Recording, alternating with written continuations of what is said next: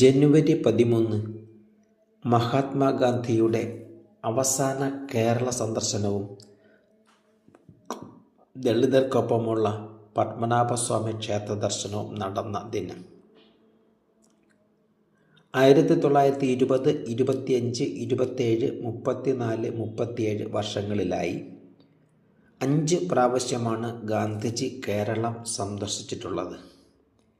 5ാമത്തേതും അവസാനത്തേതുമായ സന്ദർശനം 1937 ജനുവരിയിലായിരുന്നു. 1936 നവംബർ 12 തിരുവിതാംകൂർ മഹാരാജാവ് ശ്രീ ചിത്തിര തിരുനാൾ നടത്തിയ ക്ഷേത്രപ്രവേശന വിളംബരത്തെ തുടർന്നുണ്ടായ മാറ്റങ്ങൾ നേരിൽ കാണുകയായിരുന്നു ഈ സന്ദർശനത്തിൻ്റെ മുഖ്യ ലക്ഷ്യം. ഇതിനായി ശ്രീ ചിത്തിര തിരുനാൾ മഹാരാജാവിൻ്റെ ക്ഷണവും ഉണ്ടായിരുന്നു. 1937 ജനുവരി 12 തിരുവനന്തപുരത്തെത്തിയ ഗാന്ധിജി 13-ാം തീയതി ഒരു സംഘം ദളിതർക്കൊപ്പം ശ്രീ പത്മനാഭസ്വാമി ക്ഷേത്ര ദർശനം നടത്തി. തുടർന്ന് ഗാന്ധിജി ശ്രീ ചിത്തിര തിരുനാൾ മഹാരാജാവിനെയും സന്ദർശിച്ച് അഭിനന്ദനങ്ങൾ അറിയിച്ചു.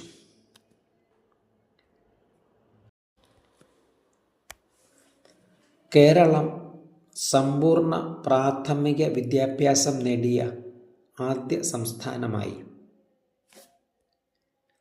1991 കേരളം ഇന്ത്യയിലെ ആദ്യത്തെ സമ്പൂർണ്ണ സാക്ഷരത നേടുന്ന സംസ്ഥാനമായതിനു ശേഷം 2016 എല്ലാവർക്കും 4-ാം തരം തുല്യതാ വിദ്യാഭ്യാസം ഉറപ്പുവരുത്തുന്നതിനായി സാക്ഷരതാ മിഷന്റെ നേതൃത്വത്തിൽ നടന്ന അതുല്യം പദ്ധതിയുടെ ഭാഗമായി 15-നും 50-നും ഇടയിൽ പ്രായമുള്ള പ്രാഥമിക വിദ്യാഭ്യാസം നേടാത്തവരെ സർവേ നടത്തി കണ്ടെത്തുകയും വായനശാലകളിലും മറ്റു പൊതുസ്ഥാപനങ്ങളിലും വെച്ച് പരിശീലന പരിപാടികൾ നടത്തി പരീക്ഷ എഴുതിച്ച് സർട്ടിഫിക്കറ്റുകളും നൽകി. 2016 ജനുവരി 13 അന്നത്തെ ഉപരാഷ്ട്രപതി ഹമീദ് അൻസാരി ഔദ്യോഗിക പ്രഖ്യാപനം നടത്തി കേരളം ഇന്ത്യയിലെ ആദ്യത്തെ സമ്പൂർണ്ണ പ്രാഥമിക വിദ്യാഭ്യാസം നേടുന്ന സംസ്ഥാനമായി മാറി.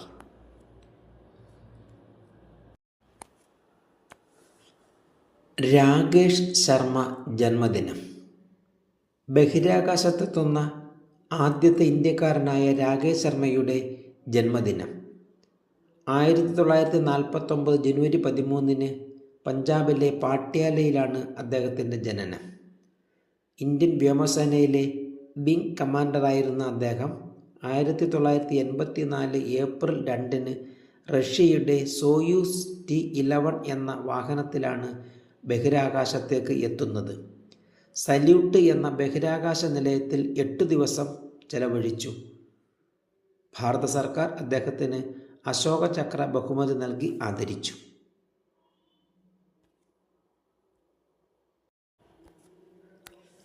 സി അച്യുതമേനോൻ ജന്മദിനം. 1957 ആദ്യ കേരള മന്ത്രിസഭയിലെ ധനകാര്യമന്ത്രിയും 5ാമത്തെ മുഖ്യമന്ത്രിയുമായിരുന്നു.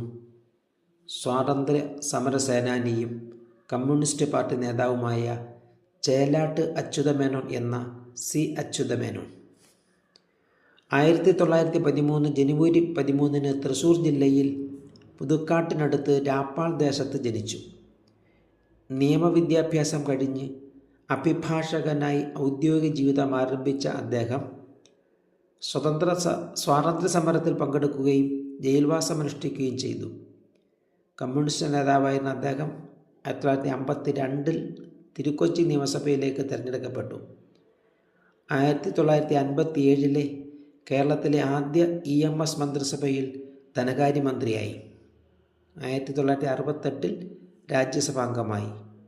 1969, 70 വീണ്ടും 70 തൊട്ട് 77 വരെയും കേരള മുഖ്യമന്ത്രിയായി. ഒരു നല്ല സാഹിത്യകാരൻ കൂടിയായിരുന്ന അദ്ദേഹം സോവിയറ്റ് നാട്, വായനയുടെ ഉതിർമണികൾ, സ്മരണയുടെ ഏടുകൾ, കേരളം, പ്രശ്നങ്ങളും സാധ്യതകളും തുടങ്ങി നിരവധി കൃതികൾ രചിച്ചു. 1991 ആഗസ്റ്റ് 16 അദ്ദേഹം അന്തരിച്ചു.